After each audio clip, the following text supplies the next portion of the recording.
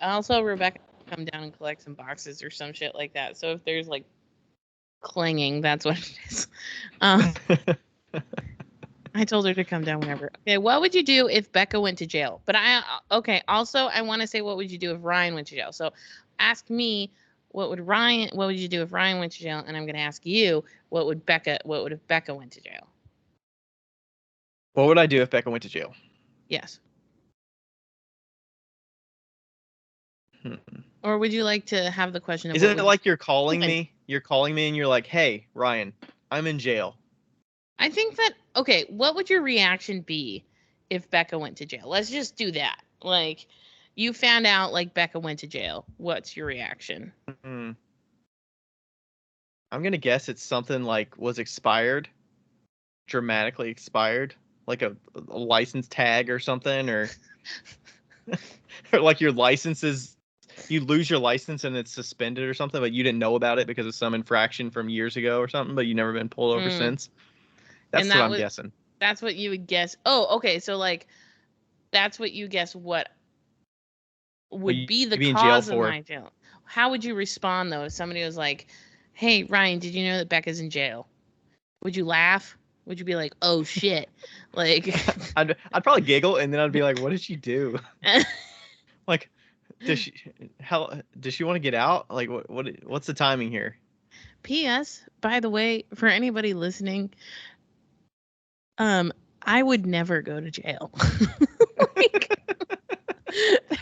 There's like very few instances that would like actually be realistic for me to go to jail.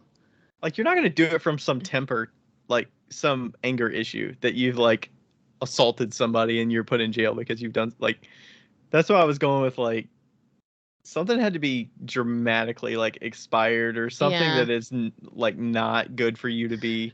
I think the only reason that I would honestly go to jail is probably for like a reckless driving speeding ticket. Like, yeah.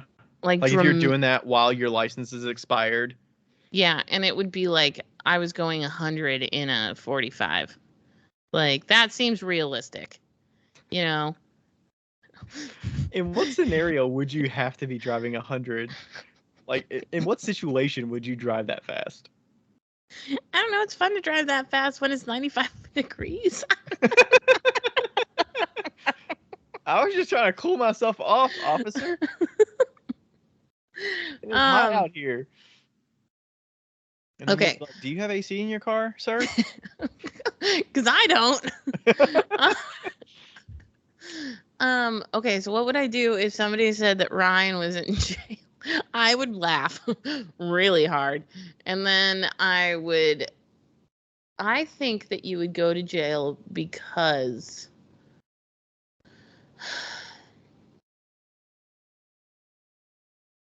fraud. Absolutely.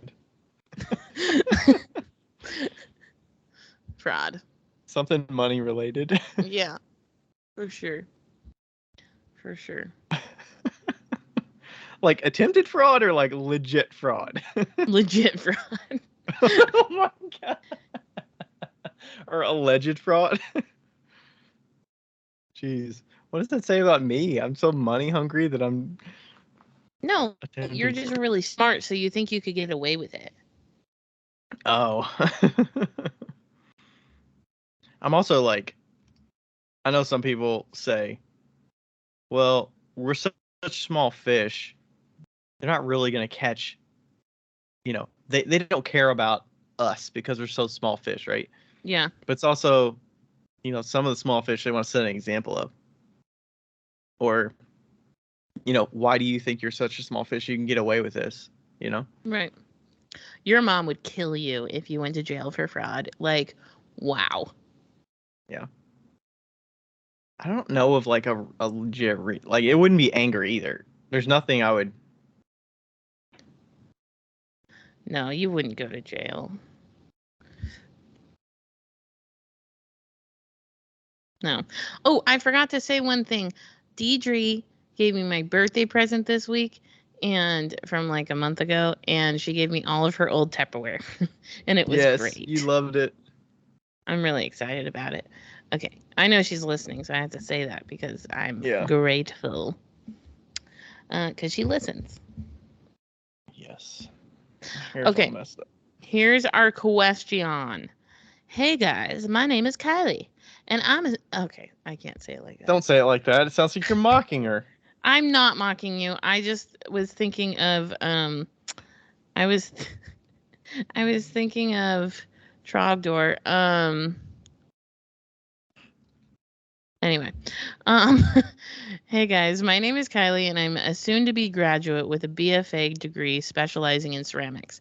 I currently have my own business as a ceramicist, and I'm trying to sell my work online and at pop-up sales. However, that's not financially realistic, especially now that I have student loans to worry about. Everyone seems to love my organic functional wear and sculptural work, yet I have a hard time selling it. Should I continue making the work I love to make, or should I start making more simplistic work that will more likely sell? Thank you guys for taking the time to read my questions. Love it. All right, looking up. Oh, it's KI Ceramics. KI Ceramics. KI Ceramics. All right, looking that up. KI Ceramics. Did you find it? Not yet. Kylie Smithline. I like that last name. Ooh, they are cool. Scarborough, Maine. Scarborough, Maine. Wonder how the pottery scene is up in Maine. Yeah, she does have very sculptural stuff. It's pretty cool. Mm-hmm. Really cool.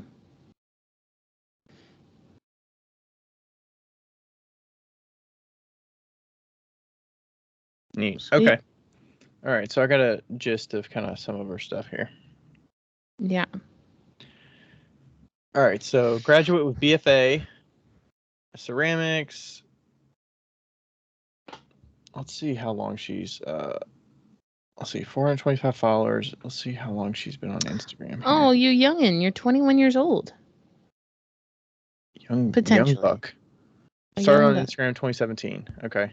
I feel so awesome that I can now finally say, "Oh, you're so young," because everybody's always said that to me. So now I just say it out of, I don't know. So it looks like she's been doing clay for about 5 years. Sweet. That's a good amount of time. Yeah. At least in my mind. And you pursued a BFA, so you got some, you got some discipline there and some dedication to the craft. Okay, Yeah. so selling work online and doing pop-up sales. And you're wondering if it's financially realistic to. It's not currently financially realistic with solely relying on that because of your student loans and other bills and stuff, especially right now, I'm assuming. Mm-hmm. So where do you want to start? I mean, there's some talk about the sculptural work versus functional. And then there's also just like, how would you kind of adapt with where you're at right now? I want to hear your answer. Okay, so my initial instinct was you would have to be in a very, very perfect situation coming out of school with loans to solely rely on your business income to finance everything you need. That's just my opinion.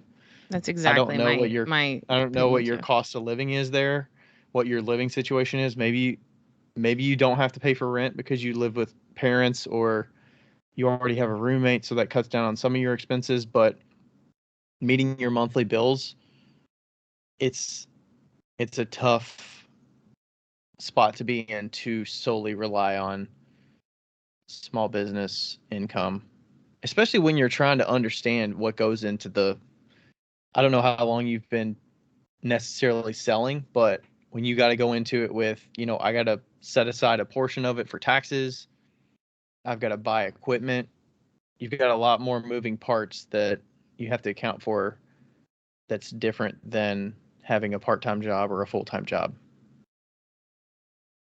And I feel like those difficulties and that kind of uncertainty about, making sure that money comes in consistently it may put too much stress this early on. And that's kind of my initial thinking. And I would lean toward getting a part-time job for sure if you're already certain that it's not financially realistic right now. Mm-hmm.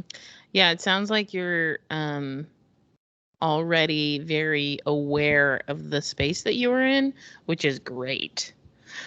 Like really good, because sometimes people aren't aware that what is realistic and what isn't realistic.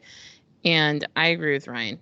I think that I think that now is, God, I feel like I'm going to be such a Debbie Downer, but I'm going to say it anyway. I feel like now is the time when you're young and you're 20, 21, 22, fresh out of college, to get a job and get as much money in. Like me and Ryan both are very much a pay off your loans as fast as possible type person. So that's the perspective you're going to get from us. So I paid off my loans in like, because those loans aren't going anywhere.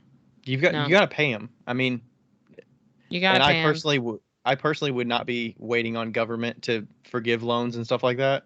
Like I'm not going to rely on that. Like that's way in the back of my mind. Yeah. So things like paying it down as much as you can. Is pay it gonna down when you've been in ceramics for 5 years. You're not even at or close to your peak in ceramics. And if you can get as much of the money down that you can in a job that maybe doesn't take away from your desire to do ceramics, like is just a mindless job, if you can find a job like that. I mean, like I worked in jobs that were not in ceramics for, I don't know, like 2.5, 3 years before I started doing ceramics full time, or pottery full time. And then even then I still did part time at like Sherwin-Williams and stuff. But so I would say keep going on the track that you're going with your ceramics, but add in a part-time job. Like don't worry as much about like what's selling more as, hey, what's consistent right now, especially where we're leaning into like as the economy kind of moves. There's tons of jobs right now, tons of jobs, because nobody's willing to work. So I think you need to find what you're willing to do and what's bearable for you. Don't do something that's soul crushing, but also I think it's good to kind of build that callus a little bit of being able to do something that you need the money for, that you can pay your bills with, so that you can actually enjoy your ceramics more. Because are you gonna feel better mentally and happy about your business a year from now if you were going full time on pottery and just stuck with it and said, I'm gonna do this because I'm really passionate about it and I'm gonna make it work? Or are you gonna be happier about it if you spend a year working part time, paying your bills, and doing ceramics for 20 hours a week part time? In your free, when I'm putting in quotes, like free time or your spare time. Are you going to be happier that? And plus, you don't have to cater to what customers are buying and stuff like that if you're doing it part time like that, because your bills are already paid for, ideally, with whatever job you're doing, or mostly paid. God damn it, what was I gonna say? Oh, I would recommend, if you can find a job that is focused in business, like obviously all jobs are business, blah blah blah. No, what I'm talking about is like find a small retail facility, like place. Like I worked at Sherwin-Williams and I learned a lot about like how they batch their monthly like receipts and how they get clients and how they do sales and shit like that. And then I moved on to a small business as their office manager and learned tons about how to accounting, bookkeeping, like business management and all that stuff. So I would write like that is invaluable. Like, is that the right word? Yeah, invaluable. Yeah. Yeah, and Those skills and that knowledge that you're getting is really valuable because you're getting you're doing it paid under to another. you're getting paid to learn how to run a business. I actually just told somebody that today. You're getting paid to learn how to run a business, and you know your BFA probably doesn't tell you how to run a business, and so that's what I would probably recommend. I know we didn't really answer the question, but that's a good point though. I think so there's a shop that I sell with that says, yeah, she's having a hard time finding help. And I've seen some jobs that are open for like small businesses, and I'm like, I didn't really put that together, but when you just said that, I was like, man, that's a perfect situation to be in because it's not, you're not the business that you're working for, you're helping them, you're learning on the job. Plus, it probably feels better working for a small business and you have a direct connection with the owner, you know, what they're putting into their business, what they sell, how they organize the shop, how they determine like how they handle inventory, pricing. Like you're going to learn a lot of that stuff, and you could probably lean on that owner or that business to like ask those kinds of questions and show initiative, so show interest to help them out, and they just would greatly appreciate that dedication and that like interest level if you have interest in it. But if you just want like a corporate job and you just want to go in and work part-time or work for a bigger company and just do something where you're more like a cog in the machine and you get your paycheck, that's an option too if you just care about like making sure you get your money and kind of can shut it off. But like Rachel working for Kelty, like that's a small business. She helps her out. She gets paid decently, and then she has flexibility to pick and choose like what she wants to help with and like show initiative and learn. And you also get to see what you think works and what you think doesn't work. You know, there's a lot of things in the old, like the other businesses that I was like, I'm never fucking doing that. Like, you know, or like, oh yeah, that makes sense. Like the way that they're doing that. And, yeah. So in actual answer to your question, I think you should still continue to make the work that you love, but I don't think that you should, I don't think it's realistic per se, unless you already have the success, to rely on soul ceramics work right now to pay off your debt that you need to pay off. Yeah.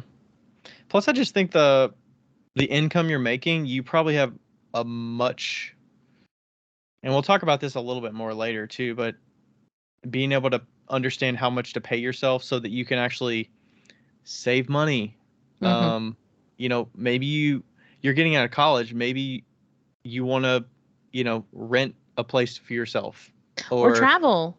Yeah, maybe you want to go on a vacation, or you want to buy a new vehicle because your vehicle's kind of hit its limit, or you want to move into a house or something like that. You need to have savings for stuff like that. Ooh, also you need to have job history for stuff like that. A lot of people don't understand that if you start a business and you don't have any profit from that, and then you try to buy a house 4 years later, you're fucked. You're screwed. Having a job behind you with some sort of like income will really help you to like. That's why I got on the payroll at Rebecca's, because if I was, if I show that I'm making an income, then I could potentially buy a house if I needed to, But if you are a sole proprietor or whatever, even if you are making an income, there's a lot more that you have to go through to buy a house. You have to prove a lot more because the bank needs to know that you're going to be okay. You know, you have to put a lot more down, all that kind of stuff. Yeah, and they're going to look at stuff like your student loans, so they're going to see that you're you know, how much income you have to offset your debts and stuff like that too. So plus the other thing that I kind of like, I mean, I was way more focused on making the money early out of college, but the other thing that helps you is if you're, I don't know what your studio situation's like, but I know a lot of students coming out of college, they're completely kind of like thrown out of the studio. They have no access to a studio anymore. They don't have equipment. They don't have kiln access. Mm-hmm. They don't have, you know, they have to pay. They either have to go find a place to rent studio space, they have to buy equipment themselves, they have to set up a studio in their homes, or they have to find a space that they can make work. And that takes some money, whether it's rent to pay for that or it's like investment in equipment and stuff like that. We're not saying you need like $10,000 to do that, but you might need, you know, you have to scrounge your way to find a kiln. You know, if you're out of school and you no longer have access to kiln space, are you going to be able to produce work to sell on a consistent basis if you're finding a kiln or finding a wheel or space to work out of, you know? I think that also benefits if you have some money coming in to help you upgrade those things little by little. For me, I'm going to use everything until it basically dies and Becca forces me to buy something new.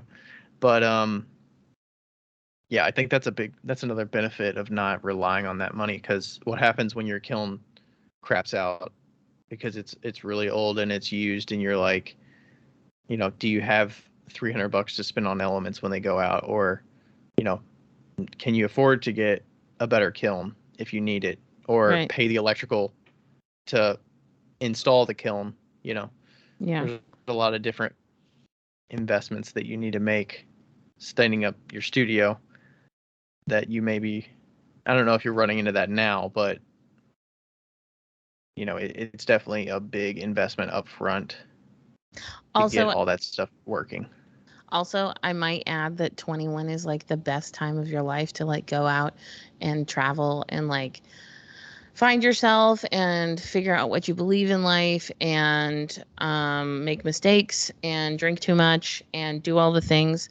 And if you make zero money doing pottery, which I've been there, I've made zero money doing pottery. I'm sure you'd be better than I did because you're more talented than I was at your age. But if you are skimping by and paying all the things you have to pay, there's no time and no money to do that. And this is a very important time in your life to take that time and to take, if you can afford it, go. Like I lived in my car when I was 22 for 6 months, you know, and like it was great. And I didn't do any pottery. and spend your time to do social things too. Like maybe you want to do things with friends or go somewhere with family, or maybe you have a significant other you want to do stuff with. If you say, well, I don't have money to pay for my bills, I have to work. Or you know, do you feel good about that, or do you like the flexibility to, you know what, I'm going to take the day off and we're going to go hiking today or something, you know? Yeah. When I was in college, I just like knew. I just knew that I'd have to get like a part-time job. I was just like, I think like all of our professors were like, you're going to have to get a part-time job and you'll do art on the side. Like none of you are going to be successful right out the gate. Like, and I don't think that's a bad thing to say though, as well. I think there's probably a perception out there right now that it's soul crushing if you get a job and you're not doing your passion 100% of the time. That it's a failure. It's failure if you get a job, but it's not. I don't think you're being realistic here. How happy are you in the end? Tell me how happy you are a year from now doing this thing full time and say you gave it your all. You're doing your passion every single day. Yeah. When you're like figuring out what the fuck you're doing. Yeah. Every you have single so day. much more, like we have so much more to learn every single day. And I'm definitely a fan of like working like 2 to 4 hours a day on something consistently for a long period of time until it becomes like second nature, you know? And you're solid in that, you know? Yeah, where you're not concerned about how do I make a mug and put a handle on it, or Right. how do I glaze these pieces to have them come out because Yeah. I need to sell these pieces so I could buy more clay or something Right. like that. Yeah. Yeah, there's just so many things. Like this podcast is a good example of all the different things you need to know or should know a little bit about to make Yeah. your business in a good spot. It doesn't even have to be a successful business, but like have an understanding of where you can go with it and what options you have, as well as how to like run your studio or do certain techniques or Yeah. um there's so much that, We haven't even man, run out of things to say, and we've been doing it for almost 3 years. yeah. Fuck.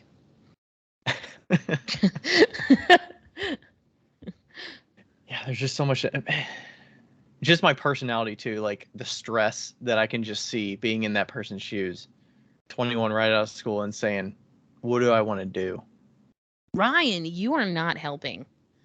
No, Like, I'm just no. I just there's probably a lot of people out there that are like that, right? I mean, I know that. I was just thinking about when you were talking about like how how much shit like you have to buy and stuff, and I like bought a kick wheel right when I got out of college, and I was like staying at my parents' house for like 3 months. That was the timeline that I had set, and I put it on my mom's like my parents' front porch because it couldn't go inside, Mhm. and I would sit out on the front porch and like kick my pottery and like make pottery, and I had no kiln. I was just like making shit, like just making it like there was You no, weren't selling it that whole I time. wasn't selling it, I wasn't doing anything with it, I didn't know a goddamn thing.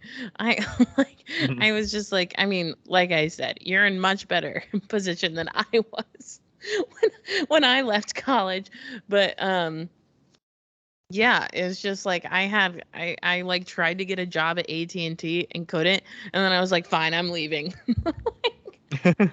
Oh, that's when you left in your Yeah. car. Yeah. Wow.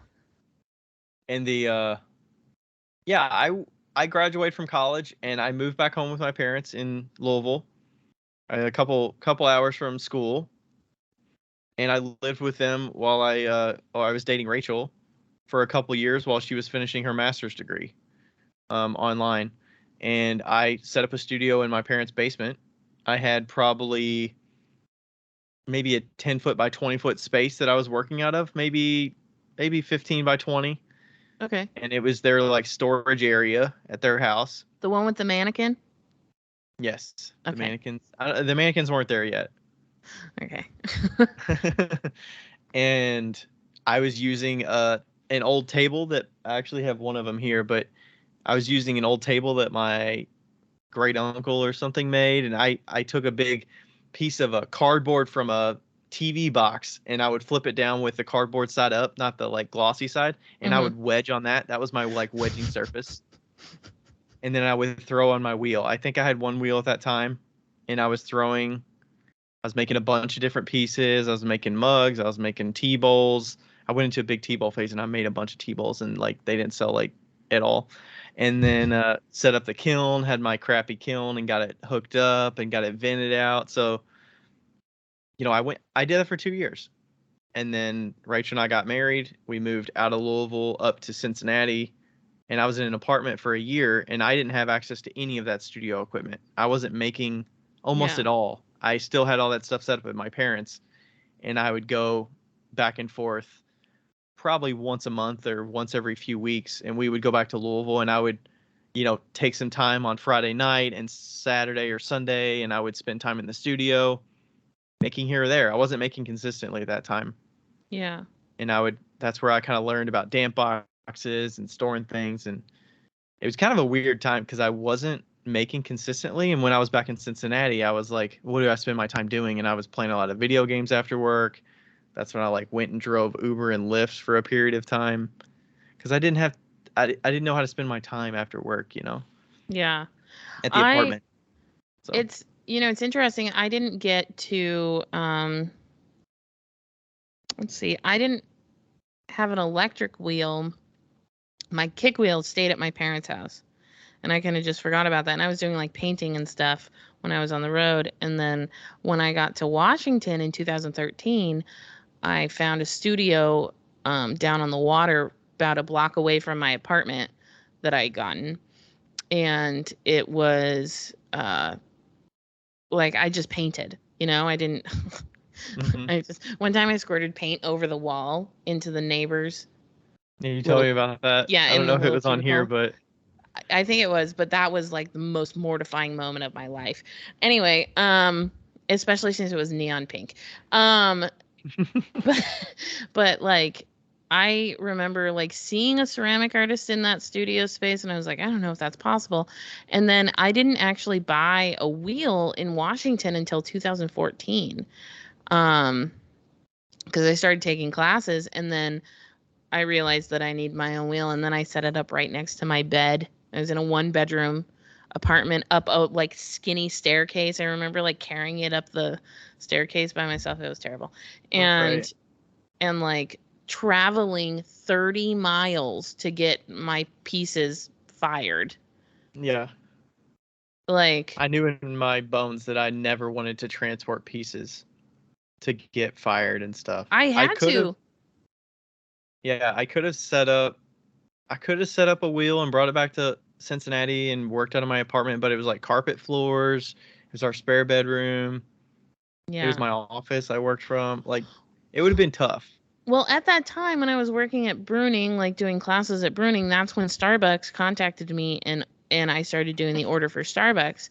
And I had now 300 pieces that I had to make for Starbucks and I didn't have a wheel, I didn't have a kiln. I had all of Bruning's glazes and I like had their glazes and stuff. And that's when I got the wheel. I remember like sitting at Discount Tires getting my tires changed and I was like, fuck. I gotta get a wheel. Like, wow, it's just crazy how things like progress. Mm-hmm. Oof, oof, oof, oof. And now I can't imagine not spending more than like 3 days without being in the studio or working on something, All this to say, I think that you should give yourself time. Yeah, I don't feel like it's a rush. I think it's good to be in a state where you can kind of make what you want, see what sells, but Yeah, don't that early on. I don't think you should be making decisions solely on what sells.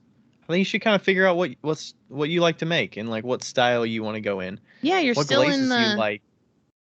you're still in the experimental stage. Like you're still in the stage that's like fun, you know? Yeah, that's a period right out of college that I was using, cone 6 to 10 clay, and it wasn't vitrified, and I was figuring out what glazes I liked and which ones I didn't like, and narrowing in on you know, the the color combos I liked and what forms I was doing, and then figuring out how to sell and set up booths and getting all that Yeah. equipment. So that was a time.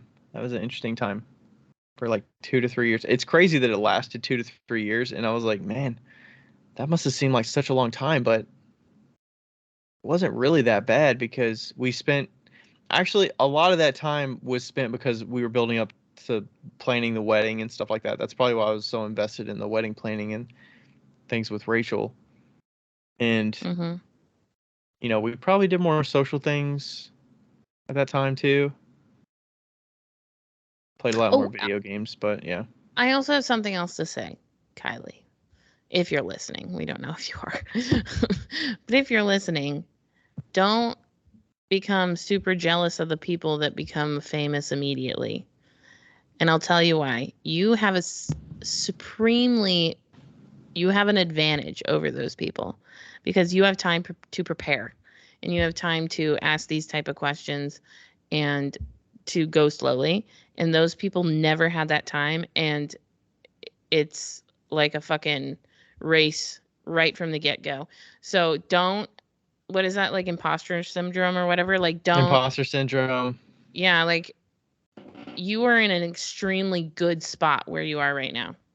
Yeah, Like, you're not building a car while you're on the interstate. You're yeah, building a car to like to go. get it moving, Yeah, go slowly. You don't want to be going down a hill while you're still building this car, yeah. going really fast, and you're like figuring it all out as you go. Mm-hmm. And that's like the people that blow up immediately because they have a very trendy thing, or they get found by somebody that shares their thing, and they've got all these customers bombarding them with, where can I buy that? I really love that. I want that. Mm-hmm. I want to buy that. And then maybe they go down the pre-order sit way of like, oh, I can get all this money. I make one thing. I know it came out good. I'm going to do a pre-order, and I'm going to pre-order 75 of these things. Yeah, And then you go down that path, and there's an issue that comes up that you didn't anticipate. yeah, You got to troubleshoot it. You got to figure it out. But all these people paid you for this stuff. What do you do in that situation? yeah, yeah. It's all fine and dandy on the interwebs, you know. It can be quite stressful on the real webs, in the real webs. So Yeah, we should talk about what we're going to talk about. sure. What's the topic? The topic actually kind of relates to this, and so we'll probably just kind of like continue in, but Yes. it's what we want to talk about is paying yourself a livable wage while doing pottery, or just a consistent wage while doing, like, in your business, not even pottery, but in your business, paying yourself consistently, so you have, quote unquote, a paycheck. And what that looks like, what it requires, uh, what like kind of boundaries you should be setting for yourself and shit like that. Um, Yeah. yeah. I made a video earlier this week about that because I started working for myself, as a breaking from Graves Code just a little bit. I don't know if I'm going back or when I'm going back. So I will be paying myself $800 every Friday, not including last Friday because I got a paycheck. Um, Yeah. oh, I was like, what is that sound? That's I was like, Rebecca. it sounds like somebody's coming in there. She's coming in. We know that you're coming. You're good. Yeah. Okay, so what so I've decided to pay myself $800 with the goal of making $1,100 a week, so that I have $300 ish for taxes and all of the other things, like expenses and shit. Um, And that $800 is based on your bills. It's not accounting for other income yes. outside of that. I mean, you weren't initially doing that, but Huh? you were expecting to have other income besides your Oh, pottery yeah. This income, is right? just based on what I already make.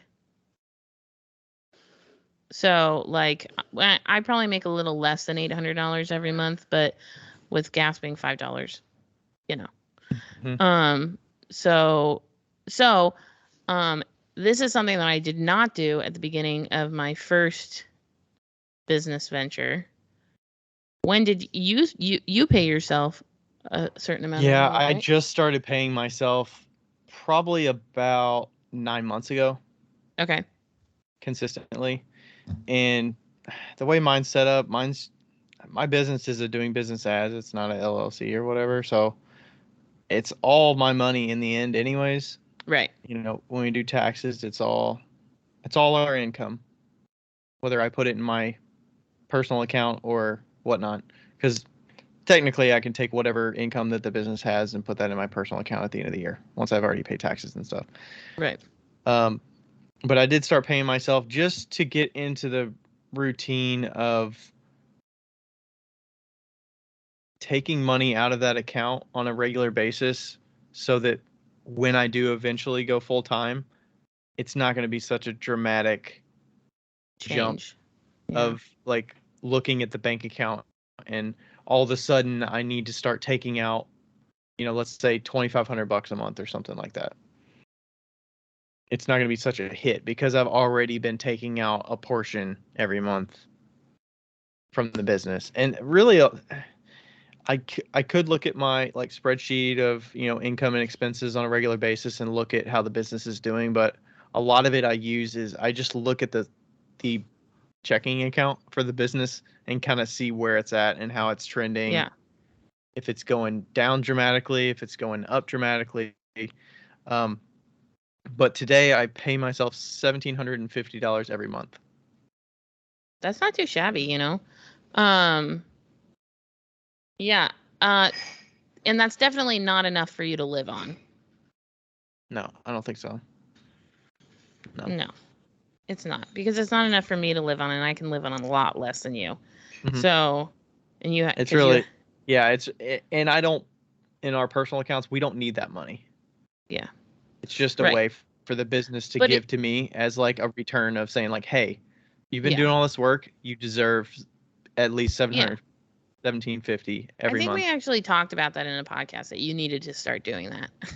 Like, yeah. But like, I also, like, somebody, when I did the video, somebody was like, how do I start doing this? Because I'm not making enough to like pay myself full time or anything. But how do I kind of like lead myself into that? And I was like, I think that it's like what you're doing, where it's a lot less than what you actually need.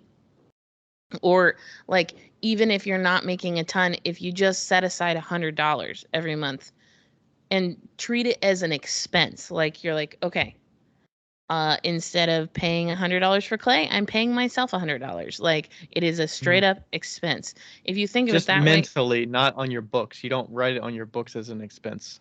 right? It's an owner's draw on your books, but if you just mentally think of it as an expense, it's a lot easier to take it out and to like budget it and to quantify it, you know? And then you can gradually like make that more and more and more. Like for me, I don't have a choice. Like, That income is not coming from anywhere else. You have to take it from the business or else you got to go find another job. Yeah, exactly. And that is exactly what will happen, you know? So like, and you're not doing yourself any favors to say, you know what? I can't afford to. But it's like, is your time not worth anything to you? Right. Is your effort that you've been putting in it? What are you putting all this effort in for if you're not going to take anything out for yourself? Right. Yeah. So like, I mean, I did go a few years not taking any money out because I didn't need the money. right. But now I'm to a point, it's more for like my own, I don't want to say pride, but like my own, I don't know, what's the right word? It's kind of like paying myself back, like investing in myself. I'm kind of using it as a way to give it back to myself, and I'm investing in myself. That's a way for me to feel good about like what I'm doing for the business is something that is worth some financial amount of money. Yeah, and I think that what's really important for me when I'm taking out a certain amount of money, and the reason I did it this way is because I have a straight, but like I have a budget. You know, like I transfer a certain amount of money into my checking account every month, and a certain amount of money goes into my rent. And that budget is solid. You know, it's like, it's not changing. Like, I'm not changing until your grocery prices change, and then you've got to keep a little leeway in there for. No, I'll just eat less food. So the I'll just drive less. I'm gonna get a bicycle and ride out there in 95-degree weather. Honestly though, I have been looking at the bus fares, and that might be my future. But there you go. Like, does it save yourself on gas not having to drive to and from Graysco, and you're driving to and from your studio? Is that a similar? I think they're pretty equidistant. Okay. But I mean, they're so not far. It's like 1.3 miles or something. It's just that's not too bad. Or not even that. It's maybe 3 miles. I don't know.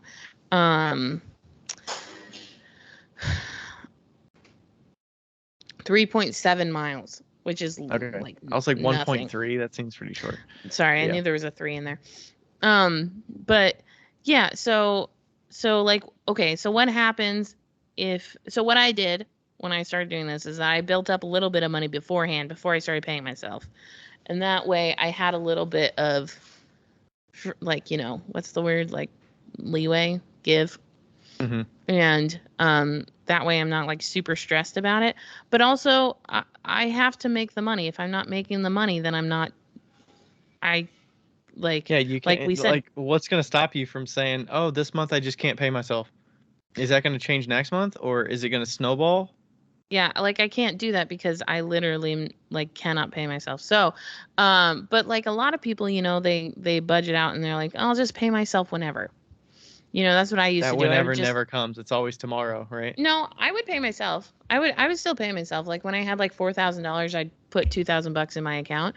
But what that does is that it in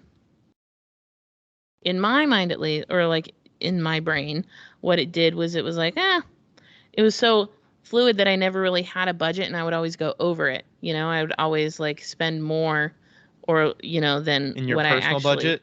yeah, spend more than what I should have been. And then I would put like more things higher in the debt list on my business, right? Because at that point I was using credit cards. And now I'm not using credit cards at all. And so there's that. I think though that like if I do want to talk about how our society considers it's a quote unquote failure to go get a second job. And I don't agree with that. I What don't do think you so think? either. Yeah.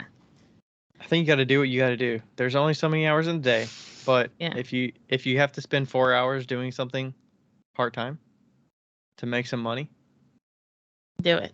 to like, I don't know. I think it's up to the.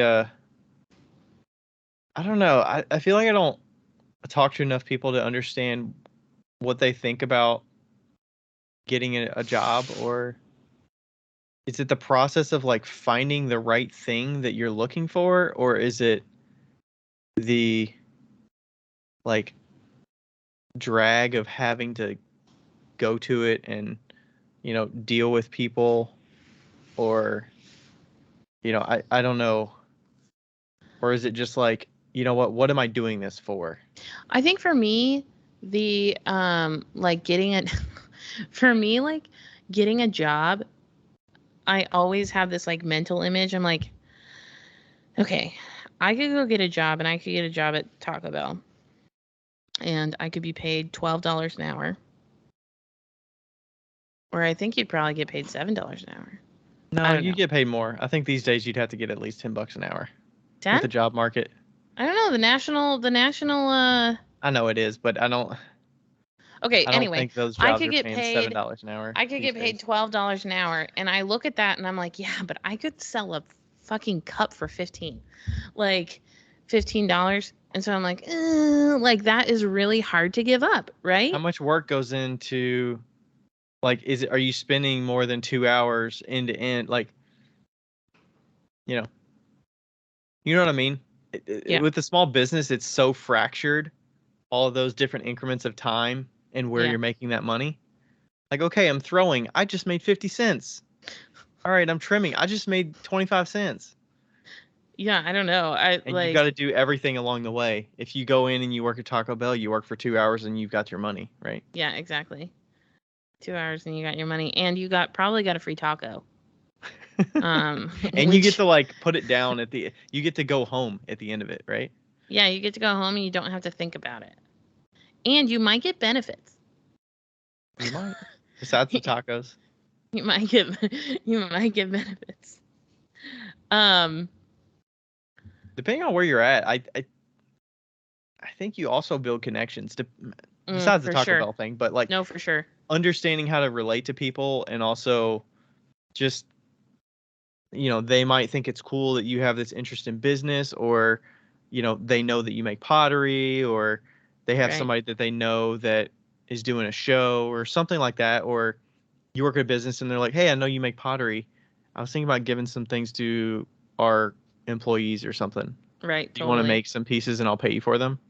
Yeah. So what we're saying is if you do get a second job, make sure it's a retail job. that potentially has like customers that are regulars. That's what we're Regulars saying. or somebody that's kind of in your sphere of Yeah. that you could relate to, that I you can just recommend Sherwin-Williams, but you know, but yeah, no, especially with what potentially may be coming with the world. It is scary to think about the fact that you might have to give up the, you know, you might have to like go out and get another job. And but it's only temporary. I think if you kind of mhm, understand that this is temporary, it's for a specified period. yeah. I can always come back to this. It's not going anywhere. Yeah, because it would be worse to put yourself into extreme debt trying to make it work I mean, than the situation of like renting studio space, that might make it a little more yeah. tough. Like maybe you don't want to Yeah. be, I don't know. I mean, it's kind of tough, right? You don't want to say, well, I'm going to get another job for, let's say, 6 months and I'm going to continue paying for my studio space Yeah. in hopes that I still get over there, but I'm not making enough to offset my studio cost. Right. What do you do in that situation? Do you, is 6 months realistic, or is it going to be more like 9 months? Is it going to be a year? Yeah. You know, We I don't don't know. know. Nobody knows. Nobody knows. So, what about I was thinking something about debt versus uh something about debt versus paying off stuff. So, uh what about the whole paying yourself versus paying off debt? What does Dave Ramsey always say, Does that, Ryan? does that factor in with whether you would pay yourself or not? It depends on where the debt's at, but if we're talking,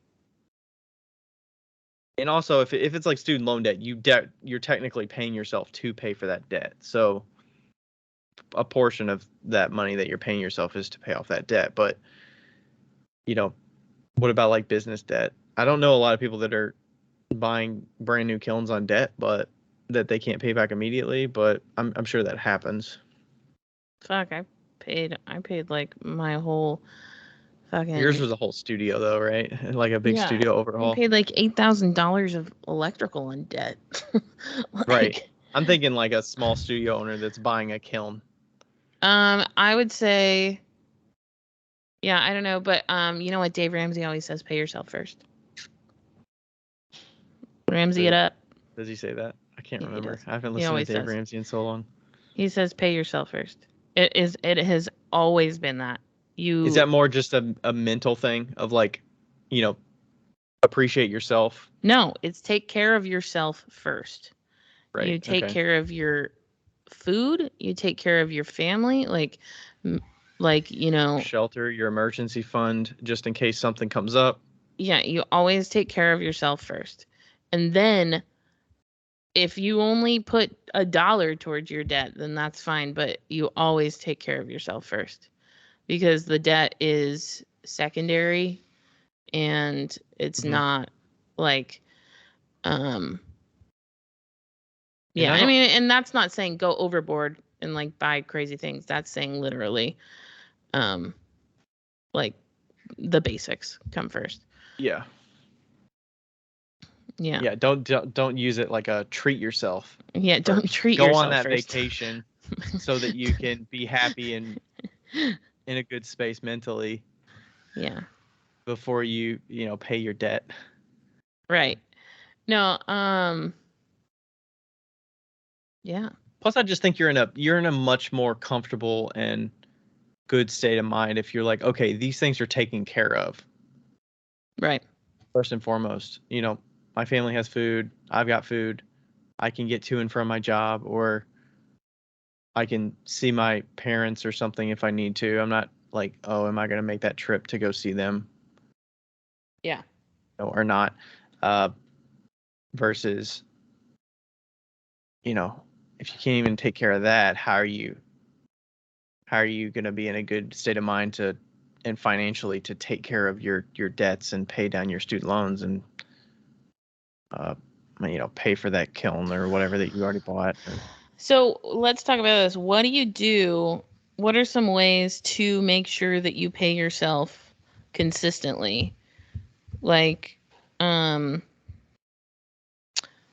like for instance, what am I going to do to make sure that I pay myself $800 a week? Which if I really needed to, I would only need to pay myself $2,200 a month, but to live.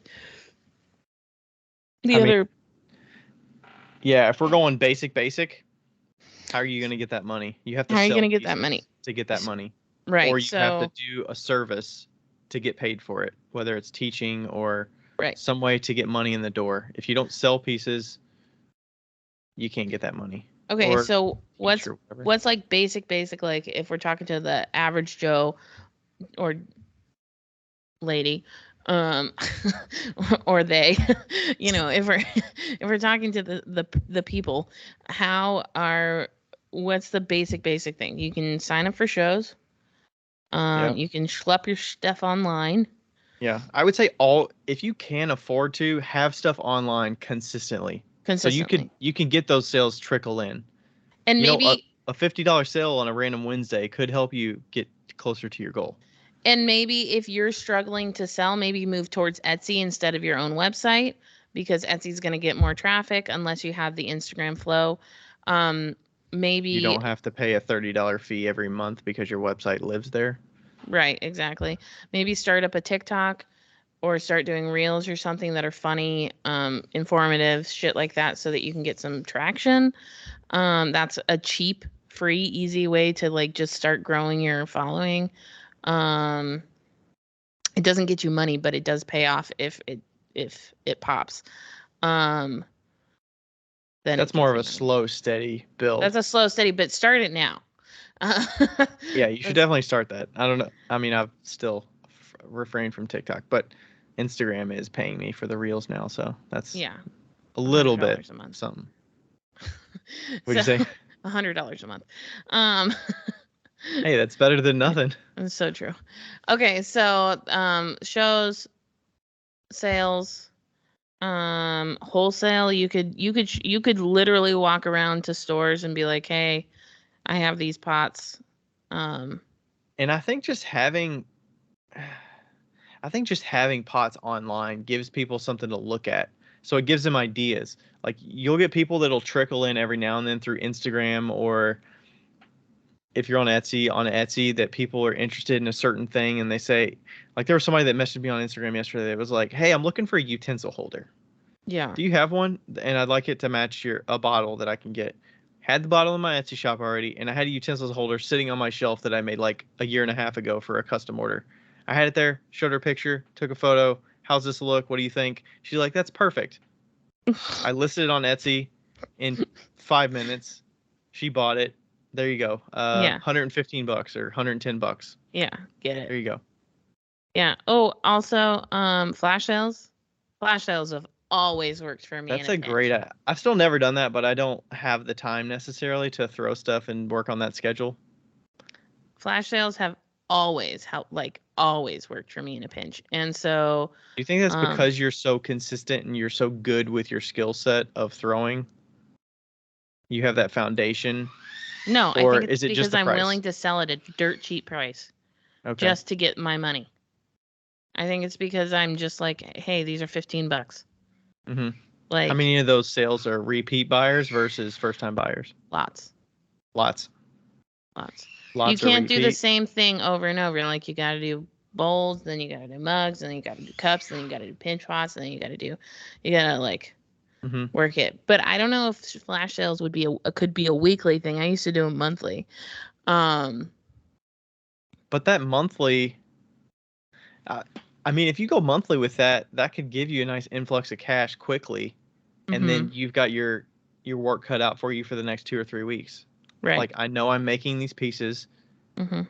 and I've already got the money for it, and then I'm gonna make the rest of that. Um, it's your income that you've got that's gonna pay you for the next 2 or 3 weeks. Right. And flash sales, like this flash sale was good. I mean, like It's not like it was crazy good, but it made $1,200 um in like a night.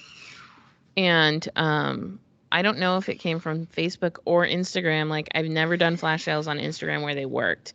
So I've always done them on only Facebook, and this time I did it through Instagram to Facebook.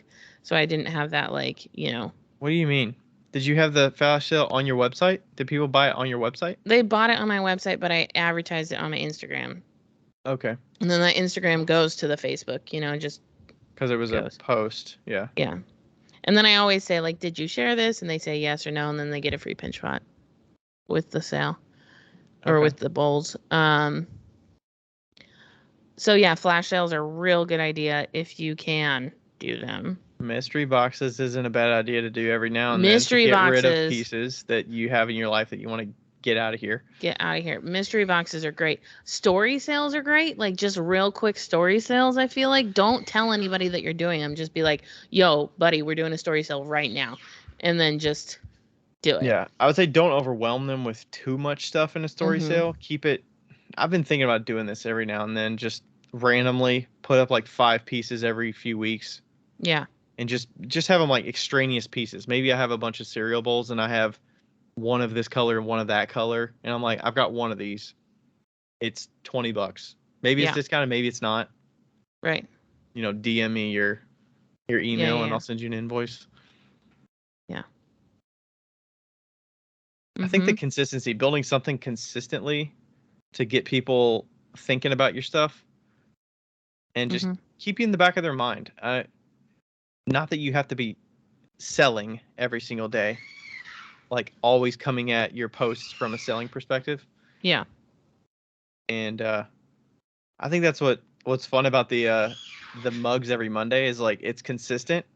It's a way to Mhm. boost other people, but people look forward to it. They're like, I love seeing whatever you're gonna pick out this Monday. Plus, it's like the background's really cool, and it Yeah. just gets a lot of traction over time Yeah, for sure. because people discover new artists as well as they get to see the mug shelf. And I always get questions about the mug shelf, and that Yeah. gets a lot of engagement. I think that it would be fun too, like, like you do mug Monday or something. Like if you did that and you were like, hey, I'm gonna sell 5 mugs on Monday that are a different style than I normally would, or like something's a little different that I tested on this, like, Hmm. Or or maybe you just call sell it one Tester mug. Tuesday, or like call it Tester Tuesday or something like that, where you did something totally different and it was a test. Like Hmm. that'd be cool. That's kind of like the lab that Forest Ceramic Company does on Fridays. Yeah. So, but it's like more of like a small, Yeah, just set that you know, goal for yourself. Like I know when yeah, I start my week, I need to post a thing on Monday. I set my own yeah, goal. I have to do that. I'm not going to skip a day. I did skip a day because I was out of town or something one day, or I was sick. But yeah, just build that consistency and show up every single week. Just do it. It doesn't have to overwhelm you. But yeah.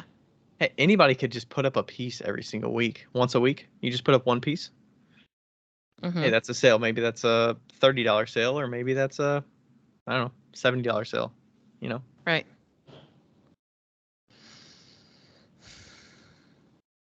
So there's I'm trying to think that. of it. What about um I mean, you do the farmers market. That's a consistent thing. That's like small, cheap. You do it every week. We're starting to do it every week. Yeah, we'll see how it goes, like consistency wise, like how much money I'm gonna make. Like I don't expect any money tomorrow because who the fuck is coming to a farmer's market in 95-degree weather? Not me. I mean, actually, I am, but not me. Like I would never go. Yeah. So. What about teaching? I mean, you could always, if you have a local studio, Mhm. you could either find out if they're in need of teachers, or you could do little one-off workshops for them Yeah. and get paid hourly or per class or whatever. Yeah. If you have the resources to teach in your own studio, maybe you have 2 wheels or something and you can show somebody a one-on-one. What about renting out kiln space? That's an option. If you're confident in the firing If and you're desperate. the clays people bringing you. I would worry about getting the wrong clays in there and risking my own work by putting other people's stuff in there. Yeah. But yeah, that's an option. I've never technically done that. I had one person that reached out that was asking, and they were like, "How much would you charge for this?" And I'm like, "I don't know. $30? I don't know."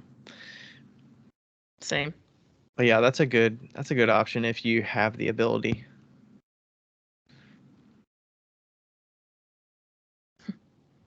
What about services? Like, I would say somebody early on, they might not have the ability to offer services besides like teaching, but maybe there's some skills that you can offer, whether it's like social media skills or something like that that you could get paid for, and it doesn't necessarily and it I mean that doesn't necessarily mean it's under your business, but it's something that you have Mm-hmm. the ability to share knowledge about that you I don't know. I'm starting a Patreon. Yeah. Do you want to talk about that? What's going to I be on it? guess. I'm thinking about doing. I don't want to cater to entry level people. Sorry. Um, I have no interest in telling people how to center their clay, but I do have interest in telling people how to better center their clay.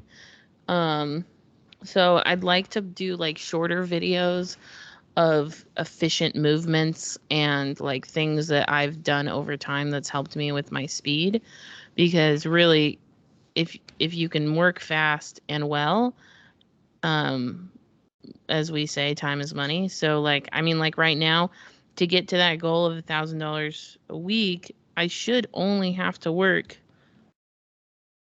4 hours a day. Like, Mm-hmm. like ideally.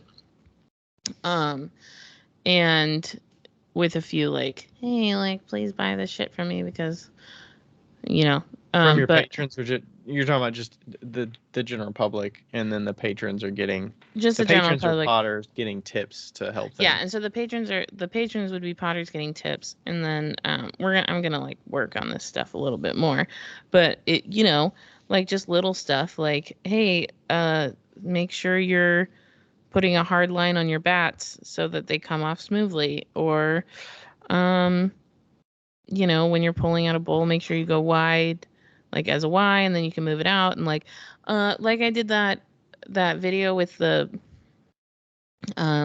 pasta bowl, and somebody messaged me and was like, I watched that video over and over and over, and then I went out and made pasta bowls, and it dramatically improved. And I think that's cool, like um to be Yeah. able to watch something over and over, and just to have a little bit more in depth, because when you're doing reels and stuff, it's like a minute, so you can't really like get into the weeds of Yeah. things. You have to And skip like, stuff that doesn't look as visually appealing, and your right, voiceover can only do so much. right, and like if it's like, why am I getting S cracks? Well, are your bases even? Like stuff like that, and explaining like the science behind things and the physics of things. So that's kind of, I mean, like that's stuff that I always do anyway for free. But I saw this really good video that was like, you can be generous when you have the time and the money. Like, oh wait, what was it? I'm gonna sneeze.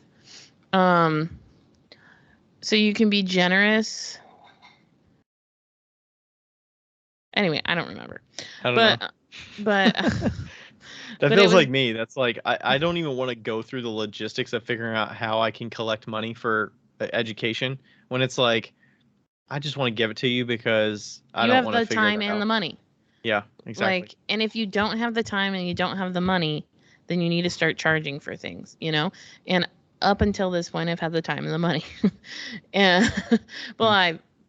you know, I still do. But it'll be nice to just, you know, Plus, there's um, also a benefit for people looking for those really intricate things that they can go to a central place right, and find it. They don't have to hunt through your Instagram because right, maybe in the past you've posted a video about what they're looking for, but you'd say it's in my feed somewhere. Like, how much time are they going to spend scrolling through that? But if they go right. to your Patreon, they can see the titles of all the videos, and maybe Yeah. there's 15 to choose from, and you know they're all instructional and tips. Right. And I'm not good at teaching people like when they're in my presence, but I am good at teaching people when they're not in my presence. Like, like I can relay the information online quite well. And if Very nobody's talking, one-sided. yeah, if nobody's talking back to me, I'm doing great, you know?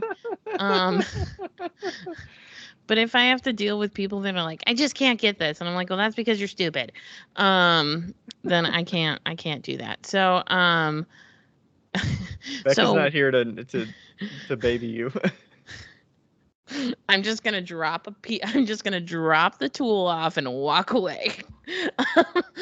uh, so yeah, so I think that that'll work well, and also I do feel like other than Danny Meisiger, there's very few people that do Patreons for people that are already experienced, or do like class setting things for people that are already experienced. Yeah. And I mean, what you're doing is basically going to be like if someone paid for a workshop. right. It's just little trickles here and there. Mhm. Yeah. And yeah, I'm just excited about like teaching things that are like could help somebody who's been in clay for 10 years, you know? Mm-hmm. Plus, if you get questions that are, you're opening yourself up to getting questions that are more intricate, and then you could do a video showing that, or Yeah. maybe you start off with just doing things that relate to how you make your current line of work, and like intricacies with showing some of that like underglaze process. Like I could totally see people getting value out of that Oh, more I so didn't than even just think of us that. talking about it, like how you apply your underglaze. Like you're talking about it related to painting, but if you could show that I feel like that would be beneficial and people Yeah. would get value out of that. Yeah, for sure. Um yeah, so I'm going to try and do that, and I'd like to also like have a tier that, it's a little bit more expensive, but it's more of a one-on-one where you can talk back to me situation, so you're paying for it, you know. Hmm. Like where it's like once a month we have a hour-long situation where it's like, okay, Yeah, you know. that would be sweet. I mean, I feel like we always wanted to do that a little bit. Well, I always wanted to do that a little bit with the podcast so that we had a little more interaction. It wasn't just Becca and I talking for 2 hours each week. Yeah. We actually had some engagement with people on a more consistent basis, even if it was just once a month or something like that. But yeah, we'll see. Well, we were going to talk about that. Well, last week we talked about Oh yeah, the critiques and stuff. the critiques, and then Ryan brought up the idea of maybe doing visual critiques on Skype that are like 15 minutes long. Critiques, or it could just be a dedicated Question. a dedicated time block for us that we talk with you all for 10 minutes, and you can just ask us questions about our Hmm. experience about a certain thing or something that you're doing in your business that you want our perspective on directly, and you don't want to wait like 7 weeks to hopefully get a one-sided answer from us on Yeah. a podcast episode. Yeah. And then And we go are ahead. considering charging $5 so that you show up. So you show up, and then we can, have that time dedicated. Yeah. And then if you're a patron, potentially you Free. get preference and it's free because you're Yeah. already paying us money. Yeah. So that's kind of in the works. We kind of have to like see how that works as far as Square appointments are concerned. And Yeah, because we want yeah. to make sure it's not booked at a random like 7 p.m. and we're doing this. We're meeting with you at 7 p.m. between 7 and 7:15, and then Right. potentially you don't show up and you throw off our schedule, and Yeah. we want to make sure it works for our schedule as well as Do you need this? something that works for you as well. But yeah, I think there's so many people out there that you could get education from, right? And paying for that access for a very specific skill set. And if people have shown that they can do a certain thing, is it out of the question that somebody would pay you $5 or $10 to get intimate time to just talk with them about stuff? Like, I feel like that's probably more attainable for some people. Maybe not early in your career, but if you're at a point where you maybe play around with it. Yeah. I feel like, and I feel like I can finally say this with, well, I've been kind of like leading up to it, but finally saying this with confidence in the sense that like, I am qualified. Like, I am qualified. just For generally. what? Just to teach people and to give advice. On pottery On and small pottery. business. I would say more on pottery than small business, but I do want to get my business counseling certificate. Business coach. I think that'd be fun. But yeah, like it's nice. It's nice to be in a spot where I can be like, no, I know what I'm doing, and me putting out this information, I am confident in it. Yeah. You know? And I was thinking today, like I gave some information online or something, and somebody was like, well, that doesn't work for me. And immediately I was like, well, maybe you're doing it wrong. Like, maybe it's not the weather. Maybe it's you. Like, you know, like, I mean, obviously there are other things, but Yeah. and With the whole bat, was it the bat thing with, well, my things don't pop off the bat or something like that kind of thing? I'm not gonna say. Okay, it's fine. But yeah, there's only so much you can convey through text as well on a post. So sure. if you get intimate time with somebody to just talk through something, Yeah. I don't know how many people have access to resources like that on a regular basis that they can just call up. I know we do, but yeah, because we have a community. We have a community of people that we can lean on and we can ask questions that, if there's glaze related things, I might ask Josh and he's got some answers, or you, or, if you don't have those resources and you don't know and you're learning, having a couple people, and maybe we don't have to sell you on doing a course for $100 over 4 weeks. We just give you time slots. And if you want to book time with us about a certain topic, you can spend $5 or $10 and talk with us for 30 minutes or 15 minutes or whatever. I'm just going to do that. I'm just going to like set that up on my Square thing. Like, not with you. Yeah. We'll do that too, but by myself. Yeah, for sure. And, just see how it goes. Like, yeah, I feel like internally we feel like we're going to get questions that stump us. At least that's what I think. Like, well, I'm just give the $5 back. Yeah, I'm going to be tested on my knowledge because I'm going to get this question that is not something I can answer. But also, I would hope that they're coming in to it knowing kind of where my skill sets lie and what I do well, so that they would know that, like, hey, this is worth asking this person. Like, don't come to me with glaze questions. I don't know that shit. Or, like, slip casting. Like, they're not going to come to you for slip casting questions. No, fuck no. Don't do that. That's a dumb idea. So, I think we kind of worry about the potentially getting stumped because you're going to be like put in your place a little bit. But yeah, like you said, I don't worry about that. Hey, if it like, what's the loss here? You give them their $5 back and you lost 15 minutes of your life. Like, who cares? Right. Have Plus, you probably learned something. Have you seen that Bob Newhart? Did I show you that Bob Newhart skit, the box skit? No. Do you like Bob Newhart? I think I know who you're talking about. Bob Newhart's the guy on he's the dad on, not the dad, but the elf dad on Elf. Yeah, that's who I thought it was. Okay. Yeah. Okay. Yeah. So he does a skit in Comedy Central. It's called Buried Alive in a Box. And so this lady comes in. So old. He is very old. This lady comes in and he's so funny because he's a therapist and he's like, so I just wanted to lay out the rules with you. I just want to let you know that it's going to be $5 for the first 5 minutes, and I don't take change, and I don't give change. and we only go for 5 minutes. and like they like finished the first part, and he's like, well, it's been 3 minutes, so I don't give change. Is he like, keep asking me questions because you're not at your 5 minutes yet? No. It's just I can't tell the whole skit because it'll give it away. But I promise you, it will not.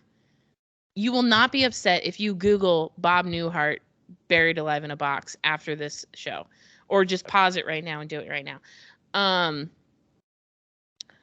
It is hysterical. It's called Buried in a Box. Yeah. Buried in a box. Yeah, it is hysterical. If I was a counselor, I would be Bob Newhart. And so anyway, Okay, I'm gonna watch that for sure. Before we leave, because I feel like we're kind of done, aren't we? We're getting there. We're at an hour and 47. Can I tell you my dream last night? Oh, this will book in the conversation. Yeah. Okay. Yeah, let's do it. So if anybody doesn't know, please don't analyze my dreams because they are not analyzable. This is because of a drug that I take. I have crazy fucking dreams. Okay. So I can't. I always. Are there people out there that analyze dreams like they analyze tons of people astrological stuff? Tons of people analyze dreams. They've been analyzing dreams since the Bible. So I always text Aletha in the morning my dreams. We have like a little dream chat going on. Anyway, okay, so I have dreams and they're called uncomfortable situation dreams. So they're not nightmares to me, but they might be to a 6-year-old. So this dream, I was in a white building. Everything was white, and it was like a cult / slave situation where not slave, I guess, yeah, cult / like trapped, like you're like they hostage. They kidnap you, and so they like kidnap these families and they keep them in this white building and they give them all white clothing to be in, and they control what they eat and how they sleep and what they do. Is this and all Squid Games or what? Basically, but there's no games. And the person I was with had just had a baby, and so they were trying to get breast milk. They were trying to like pump for breast milk. I don't know why. And we were like trying to find bottles and stuff. I think that's because my friend is like, she just had a baby. Anyway, but so we were like trying to find bottles and stuff, and then we were talking to these guards, and these guards are actually prisoners within this facility, but they're guards, and they choose like what people get to eat and like what people do and all these things.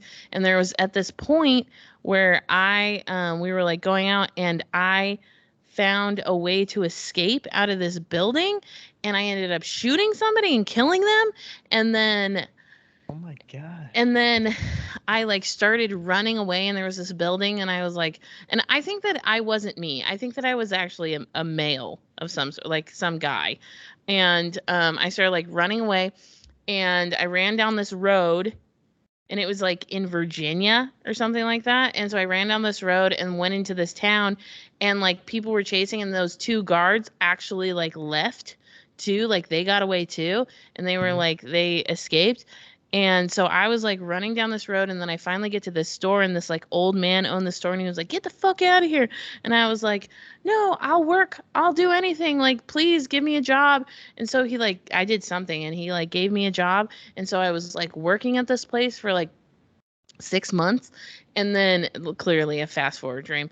And then I and then I'm looking for you. And no, but they were still like looking, and on the loose. on the loose. And then there was this other person, and I ended up getting in a fight with this person at the job, and they were like a bunch of biker people. And then the policeman came, and the policemen who came were the people that escaped from the prison earlier. Oh, no. Woo!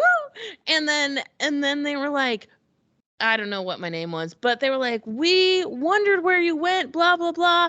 And they were like, they were the sheriff, and Oh my gosh. it was intense. And They weren't gonna rat you out, were they? no, They no, were no, like no, they no. like They knew were on on the the run low, like, too. They were hey, on the run we too. know each other. We're gonna Yeah. keep this quiet.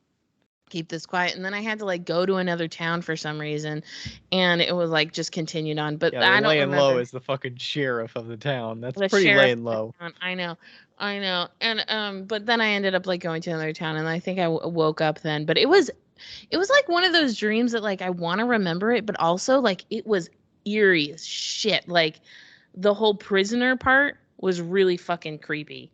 I mean, And the part of like somebody higher up is giving prisoners the power to be guards and determining, like, that's messing with your moral compass a little bit of like you get to determine who eats and who doesn't.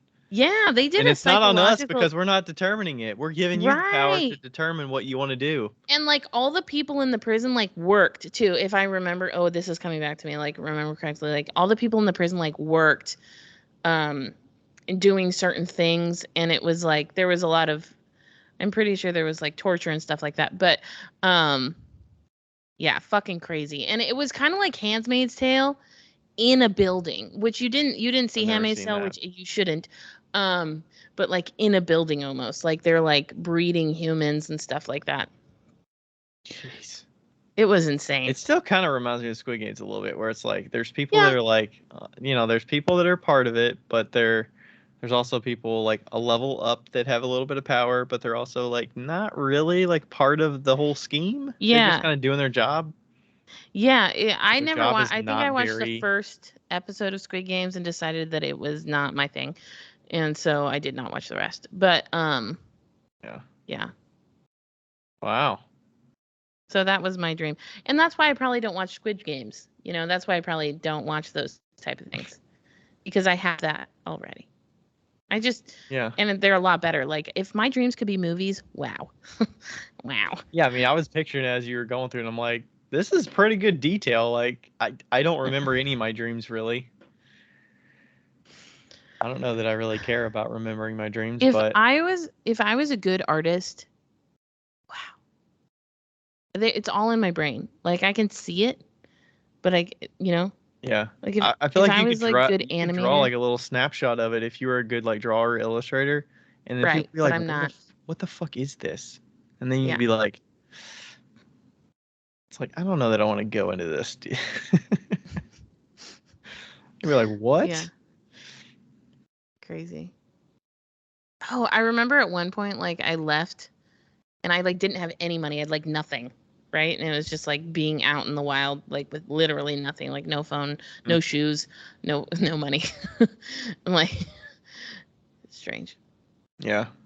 I was kind of thinking of it like little snippets, kind of like a comic book sort of, Oh yeah. instead of like a movie playing out, because you're describing little bits of it. So it's kind of like little snapshots, like a comic. That's cool. Yeah. Oh, I could make comics of my dreams. Because you just need little snapshots of each situation. Yeah. And the dialogue doesn't have to be drawn out. It could just be little snippets, you know? That's a good idea. Anyway, that was my dream. So Interesting. Cool. yeah. Cool. Okay. Well, we kind of like, I don't know if we actually answered any questions or moved around. I think we did. I think we got people thinking a little bit. Yeah, I feel like this is a very thinking episode where it was like, oh, lots of thought. Got me thinking. Anyway, pay yourself first. Pay yourself first. I want to end it on I feel like the quote, I don't know if you're going to put it on a t-shirt, but living the dream one nightmare at a time. I feel like that kind of relates to this situation here at the end. Or maybe people out there that are living the dream and there's nightmares along the way. Living the dream one nightmare at a time. Is that going to be like living the dream is going to be on the front and the back? It says one nightmare at a time.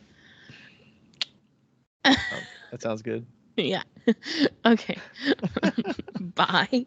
All right, bye. Oh, goodness. Woo! 2 hours.